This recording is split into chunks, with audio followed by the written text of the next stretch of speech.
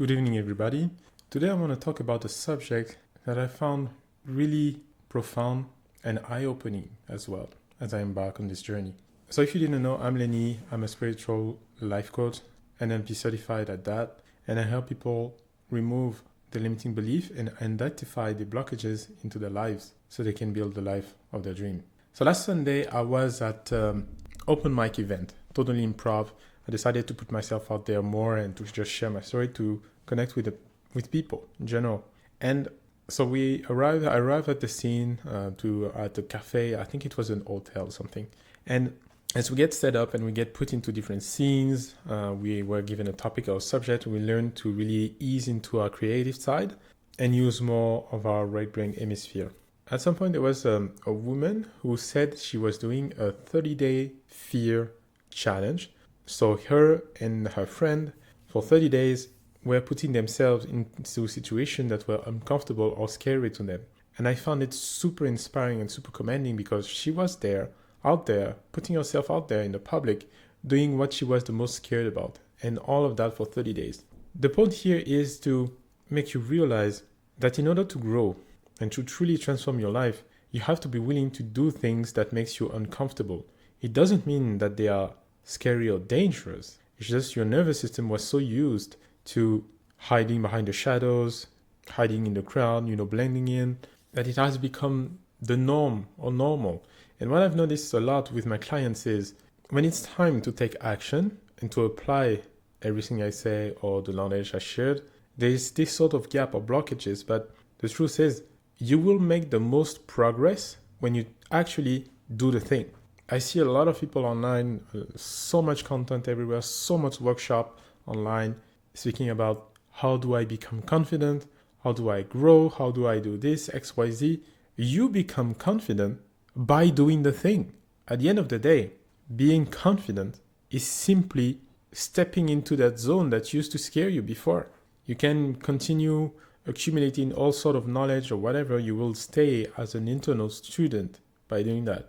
And I blame the school system, the school curriculum for that, because we think that accumulating knowledge gives us power. We think that accumulating knowledge is all that we need to do and life will magically open up. Because when you were at school, you just needed to study a certain subject and just show up for the test and you can forget about it. But it doesn't work like that in real life. Life will demand you that you show up authentically, and you do not need to show up with a particular script or to put on another mask when you are trying to be yourself, because it's another form of the mind to try to seek control. But more often than not, life just happens, and whatever situation may encounter can occur in the most crazy and random way.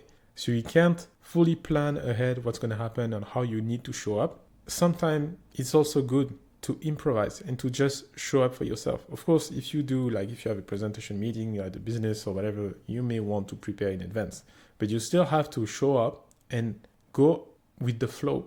You can't necessarily anticipate how the person is going to react in front, or maybe just showing yourself and saying the most random thing ever will be exactly what the person in front of you needed to say, and will find it so inspiring, and you can transform his or her life, or you can begin a relationship, or you can find new friends that way that will resonate with you.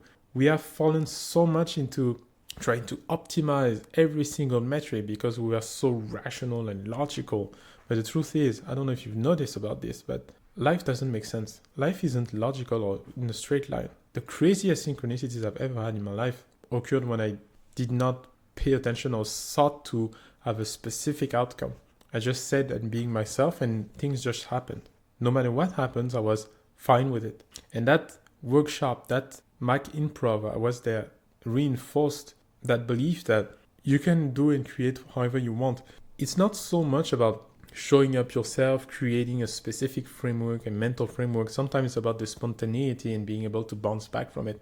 So you don't look like a robot that doesn't know what to do or to say, but it becomes engaging. It becomes an art. It becomes a dance with everything.